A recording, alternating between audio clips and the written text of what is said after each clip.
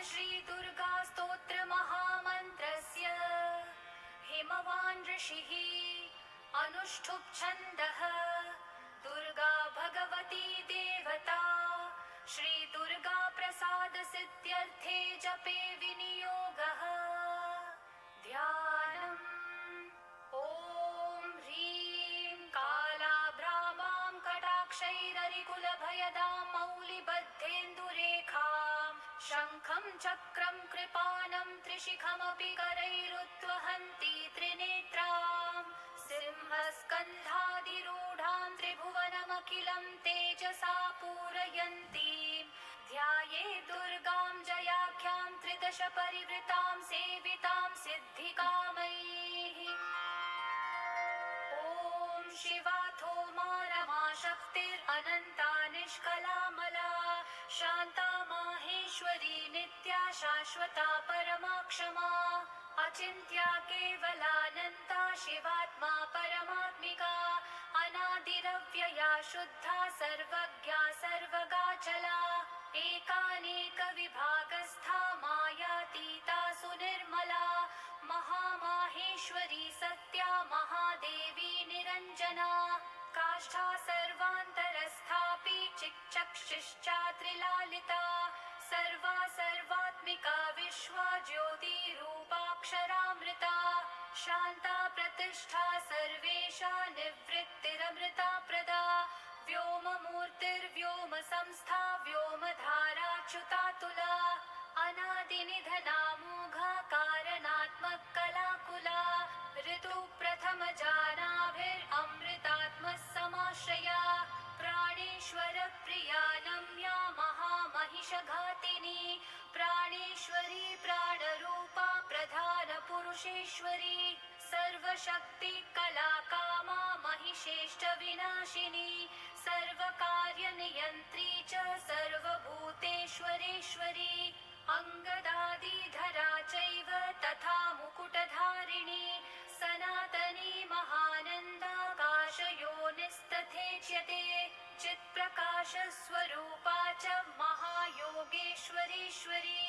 महामाया सदुष्पारा मूलप्रकृतिरीशिका संसारयोनिः सकला सर्वशक्ति समुद्भवा संसारपारा दुर्वारा दुर्निरीक्षा दुरासदा प्राणशक्तिश्च सेव्या च योगिनी परमा कला महाविभूतिर्दुर्दर्शा मूलप्रकृतिसम्भवा अनाद्यनन्तविभवा परार्था पुरुषारणीः सर्गस्थित्यन्तकृच्चैव सुदुर्वाचा दुरत्यया शब्दगम्या शब्दमाया शब्दाख्यानन्दविग्रहा प्रधानपुरुषातीता प्रधानपुरुषात्मिका पुराणी चिन्मया पुंसामिष्टदा पुष्टिरूपिणी भूतान्तरस्था कूटस्था महापुरुषसंज्ञिता जन्म मृत्यु जरातीता सर्वशक्तिस्वरूपिणी वाञ्छाप्रदानवच्छिन्न प्रधानानुप्रवेशिनी क्षेत्रज्ञा चिन्त्यशक्तिस्तु प्रोच्यते व्यक्तलक्षणा मलापवर्जितानादि माया तृतीयतत्त्विका प्रीतिश्च प्रकृतिश्चैव गुहावासा तथोच्यते महामाया नगोत्पन्ना तामसी च ध्रुवा तथा व्यक्ता व्यक्तात्मिका कृष्णा रक्ता शुक्ला ह्यकारणा प्रोच्यते कार्यजननी नित्यप्रसवधर्मिणी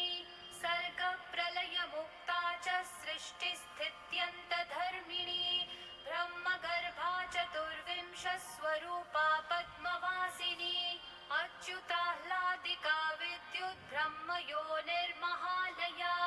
महालक्ष्मी समुद्भाव भावितात्मा महेश्वरी महाविमानमध्यस्था महानिद्रा सकौतुका सर्वार्थधारिणी सूक्ष्मा ह्यविद्या परमार्थदा अनन्तरूपानन्तार्था तथा पुरुषमोहिनी अनेकानेकहस्ता च कालत्रयविवर्जिता ब्रह्मजन्माहरप्रीता मतिर्ब्रह्म शिवात्मिका ब्रह्मेश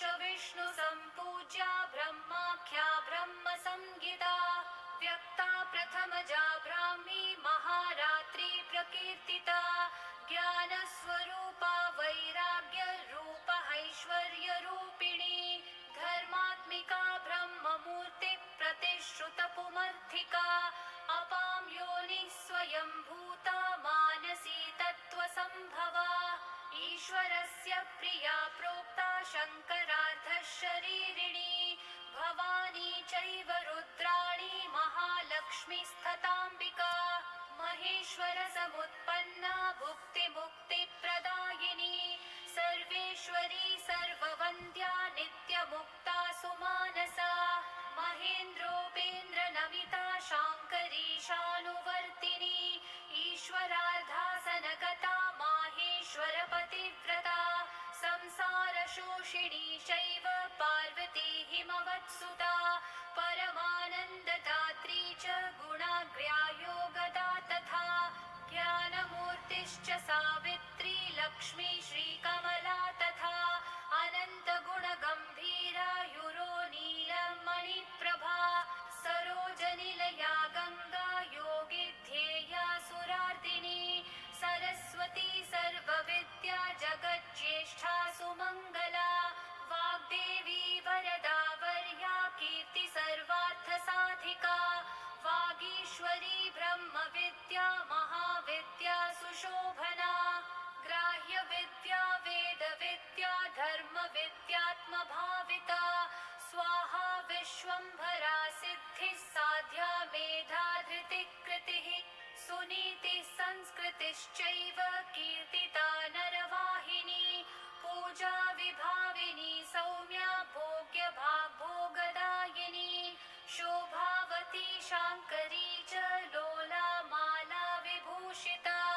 परमेष्ठी प्रिया चैव त्रिलोकी सुन्दरी मता नन्दा सन्ध्या कामधात्री महादेवी सुसात्विका महामहिषदर्पग्नि पद्ममाला गहारिणी विचित्रमुकुटा रामा कामदाता प्रकीर्तिता पीताम्बरधरा दिव्यविभूषणविभूषिता दिव्याख्या सोमवदना जगत्संसृष्टिवर्जिता निर्यन्त्रा यन्त्रवाहस्था नन्दिनी रुद्रकालिका आदित्यवर्णा कौमारी मयूरवरवाहिनी पद्मासनगता गौरी महाकाली सुरार्चिता अदितिर्नियता रौद्री पद्मगर्भा विवाहना विरूपाक्षा केशिवाहा गुहापुरनिवासिनी महाफला नवद्याङ्गी कामरूपा सरिद्वरा भास्वद्रूपा मुक्तिदात्री प्रणतक्लेशभञ्जना कौशिकी गोमिनी रात्रिस्त्रितशारि विनाशिनी बहुरूपा सुरूपा च विरूपा रूपवर्जिता भक्तातिशमना भव्या भवभावविनाशिनी सर्वज्ञानपरीताङ्गी सर्वासुरविमर्दिका पिकस्वनी सामगीता भवाङ्गनिलया प्रिया दीक्षा विद्याधरी दीप्ता महेन्द्राहितपातिनी सर्वदेवमया दक्षा समुद्रान्तरवासिनी अकलङ्का निराधारा नित्यसिद्धा निरामया कामधेनु बृहद्गर्भा धीमती मौननाशिनी निस्सङ्कल्पा निरातङ्का विनया विनयप्रदा ज्वालामाला सहस्राढ्या देवदेवी मनोमया सुभगा सुविशुद्धा च वसुदेव समुद्भवा महेन्द्रोपेन्द्रभगिनी भक्तिगम्या परावरा ज्ञानज्ञेया परातीता वेदान्तविषया मतिः दक्षिणादाहिका दह्या सर्वभूतहृदि स्थिता योगमाया विभागज्ञा महामोहा गरीयसी सन्ध्या सर्वसमुद्भूता ब्रह्मवृक्षाश्रियादितिः बीजाङ्कुरसमुद्भूता महाशक्तिर्महामतिः ख्यातिप्रज्ञावती संज्ञा महाभोगीन्द्रशायिनी ह्रीं कृतिः शङ्करी शान्तिर्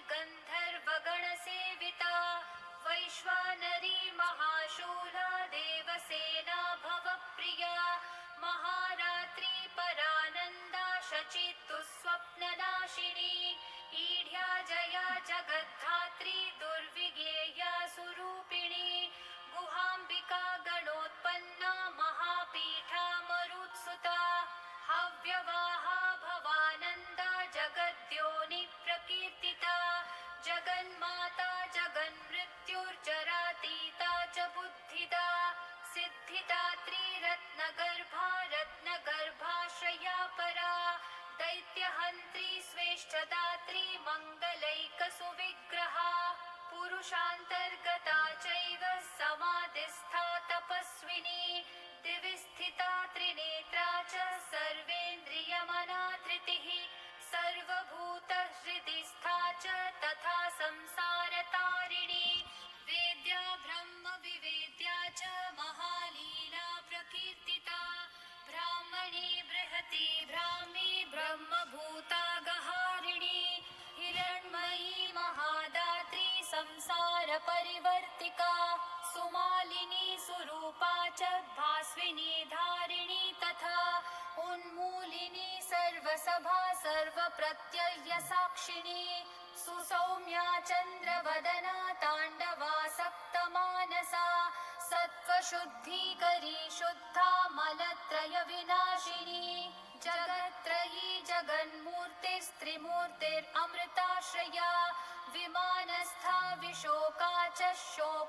शोकनाशिन्यनाहता हेमकुण्डलिनी काली पद्मवासा सनातनी सदा कीर्तिः सर्वभूतशया देवी सतां प्रिया ब्रह्ममूर्ति कला चैव कृत्तिका कञ्जमालिनी व्योमकेशा क्रिया शक्तिरिच्छा शक्तिः परागतिः क्षोभिका खण्डिका भेद्या भेदा भेद विवर्जिता अभिन्ना भिन्न संस्थाना वशिनी वंशधारिणी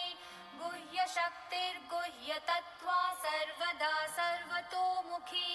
भगिनी च निराधारा निराहारा प्रकीर्तिता निरङ्कुशपदोद्भूता चक्रहस्ता विशोधिका सद्भिणी पद्मसंभेदकारिणी परिकीर्तिता परावरविधानज्ञा महापुरुषपूर्वजा परावरज्ञा विद्या च विद्युज्जिह्वाजिताश्रया विद्यामयी सहस्राक्षी सहस्रवदनात्मजा सहस्ररश्मि सत्त्वस्था महेश्वरपदाश्रया ज्वालिनी सन्मया व्याप्ता चिन्मया पद्मभेदिका महाश्रया महामन्त्रा महादेव मनोरमा व्योमलक्ष्मी सिंहरथा चेकितानामितप्रभा विश्वेश्वरी भगवती सकला कालहारिणी सर्ववेद्या सर्वभद्रा गुह्या दूढा गुहारणी प्रलया योगधात्री च गंगा विश्वेश्वरी तथा कामदा कनका कान्ता कञ्जगर्भप्रभा तथा पुण्यदा कालकेशा च भोक्त्री पुष्करिणी तथा सुरेश्वरी भूतिदात्री भूतिभूषा प्रकीर्तिता पञ्चब्रह्म समुत्पन्ना परमार्थार्थविग्रहा वर्णोदया भानुमूर्तिर्वाग्विगेया मनोजवा मनोहरा महोरस्का तामसी वेदरूपिणी वेदशक्तिर्वेदमाता वेदविद्या प्रकाशिनी योगेश्वरेश्वरी माया महाशक्तिर्महामयी विश्वान्तस्था वियन्मूर्तिर्भार्गवी सुरसुन्दरी सुरभिर्नन्दिनी विद्यानन्दगोपतनुद्भवा भारती परमानन्दा परावरविभेदिका सर्वप्रहरणोपेता काम्या कामेश्वरेश्वरी अनन्तानन्दविभवा हृल्लेखा कनकप्रभा कूष्माण्डा धनरत्नाढ्या सुगन्धा गन्धदायिनी त्रिविक्रमपदोद्भूता चतुरास्या शिवोदया सुदुर्लभा धनाध्यक्षा धन्या पिङ्गललोचना शान्ता प्रभा स्वरूपा च पङ्कजायतलोचना इन्द्राक्षी हृदयान्तस्था शिवा माता च सत्क्रिया गिरिजा च सुगूढा च नित्यपुष्टा निरन्तरा दुर्गा कात्यायनी चण्डी चन्द्रिका कान्तविग्रहा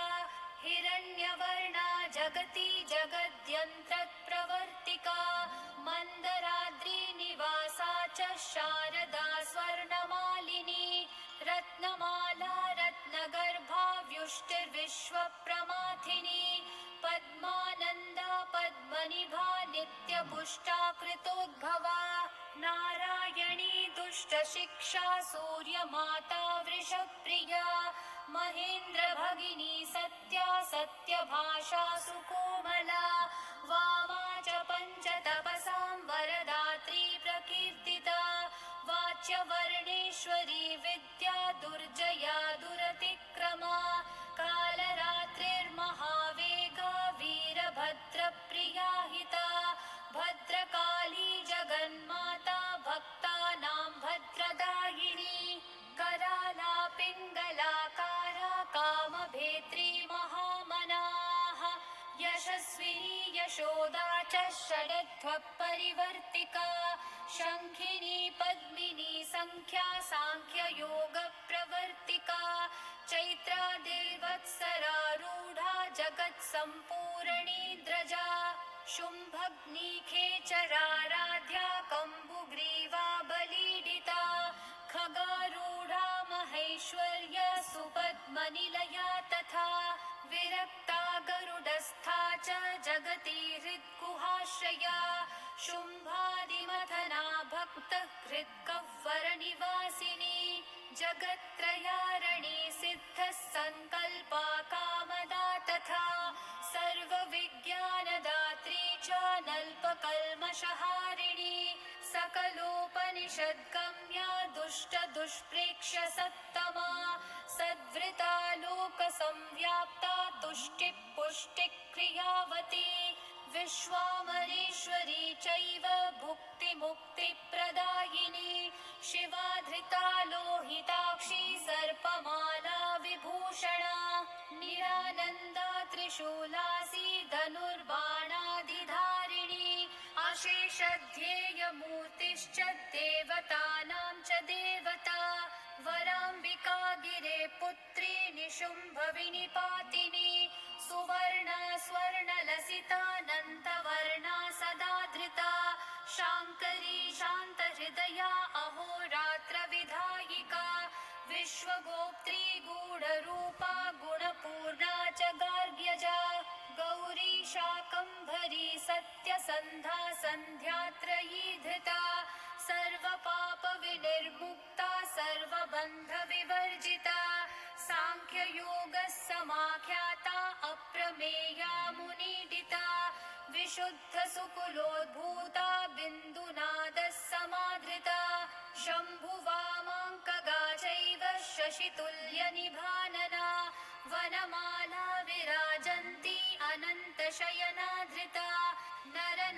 नरनारायणोद्भूता नारसिंही प्रकीर्तिता दैत्यप्रमाथिनी शङ्खचक्रपद्मगदाधरा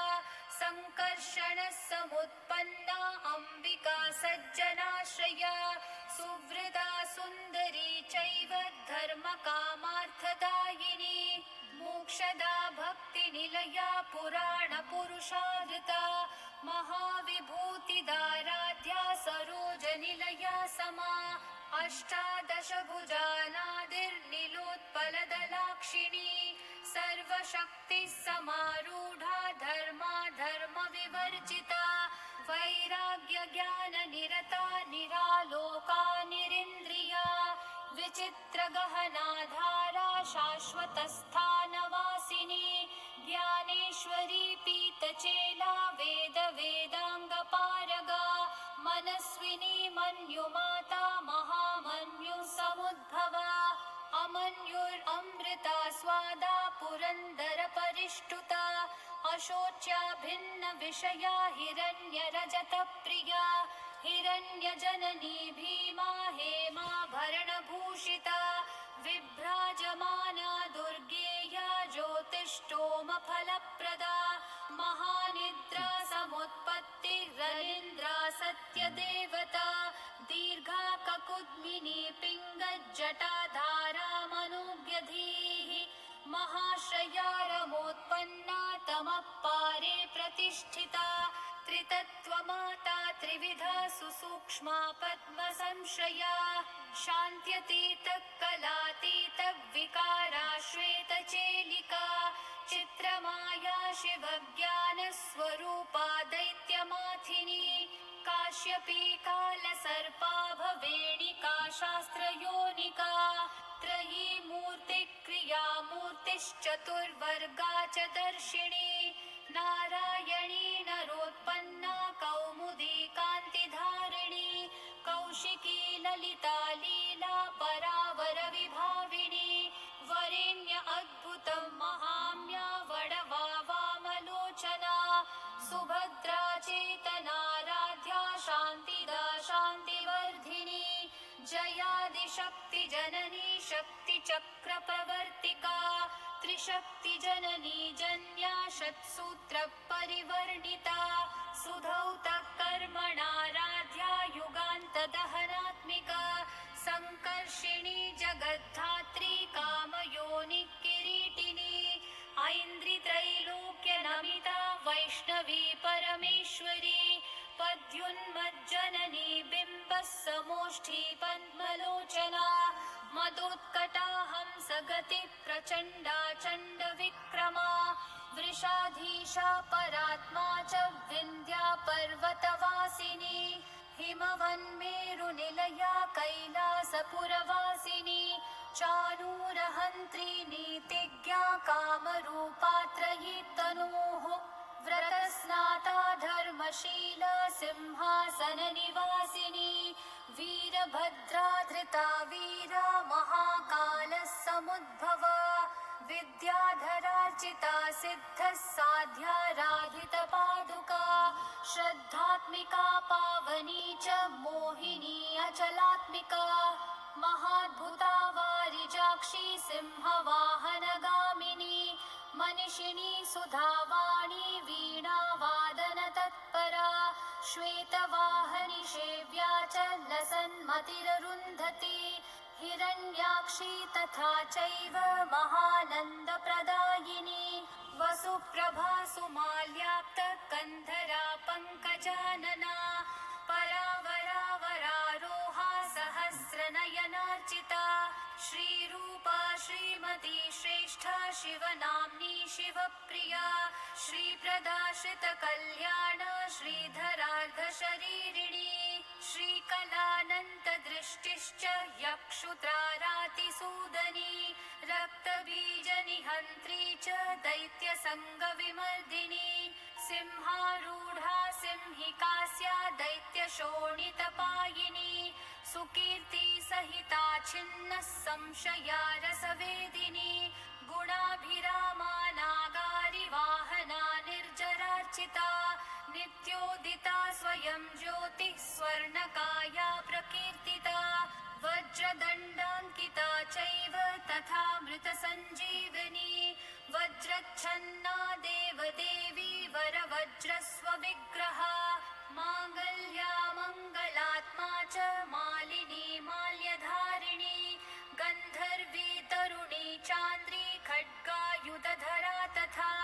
सौदामिनी प्रजानन्दा तथा प्रोक्ता भृगुद्भवा एकानङ्गा च शास्त्रार्थ कुशला धर्मचारिणी धर्मसर्वस्ववाहा च धर्मा धर्मविनिश्चया धर्मशक्तिर्धर्ममया धार्मिकानां शिवप्रदा विधर्मा विश्वधर्मज्ञा धर्मार्थान्तरविग्रहा धर्मवर्ष्मा धर्मपूर्वा धर्मपारङ्गतान्तरा धर्मोपदेष्ट्री धर्मात्मा धर्मगम्या धराधरा कपालिनी शाकलिनी कलाकलितविग्रहा सर्वशक्ति विमुक्ता च कर्णिकारधराक्षरा कंसप्राणहरा चैव युगधर्मधरा तथा युगप्रवर्तिका प्रोक्ता त्रिसन्ध्या ध्येयविग्रहा स्वर्गापवर्गदात्री च तथा प्रत्यक्षदेवता आदित्या दिव्यगन्धा च दिवाकरनिभप्रभा पद्मासनगता प्रोक्ता खड्गबाणशरासना शिष्टा विशिष्टशिष्टेष्टा शिष्टश्रेष्ठप्रपूजिता शतरूपा शतावर्ता विततारा समोदिनी सूर्येन्दुनेत्रपद्युम्न जननी सुष्ठुमायिनी सूर्यान्तरस्थिता चैव सत्प्रतिष्ठा तिष्ठत विग्रहा निवृत्ता प्रोच्यते ज्ञानपारगा पर्वतात्मजा कात्यायनी चण्डिका च चण्डी हैमवती तथा दाक्षायणी सती चैव भवानी सर्वमङ्गला धूम्रलोचनहन्त्री च चण्डमुण्डविनाशिनी योगनिद्रा योगभद्रा समुद्रतनया तथा देवप्रियङ्करी शुद्धा भक्तभक्तिप्रवर्धिनी त्रिनेत्रा चन्द्रमुकुटा प्रमर्थार्चितपादुका अर्जुनाभीष्टदात्री च पाण्डवप्रियकारिणी कुमारलालनासक्ता हरबाहुवधानिका विघ्नेशजननी भक्तविघ्नस्तोमप्रहारिणी सुस्मितेन्दुमुखी नम्या जया प्रियसखी तथा अनादिनिधना प्रेष्ठा चित्रमाल्यानुलेपना कोटिचन्द्रप्रतीकाशा कूटजालप्रमाथिनी कृत्या प्रहारिणी चैव मारणोच्चाटनी तथा सुरासुरपवन्द्याङ्घ्रिर्मोहङ्घ्री ज्ञानदायिनी षड्वैरी निग्रहकरी वैरिविद्राविणी तथा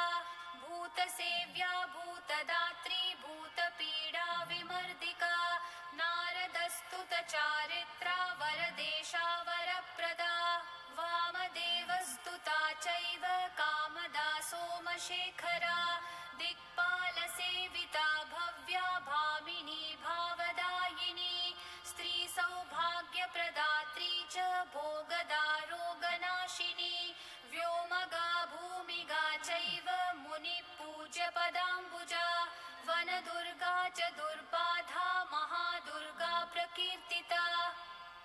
इतीदं कीर्तिदं भद्रद्दुर्गा नाम सहस्रकम्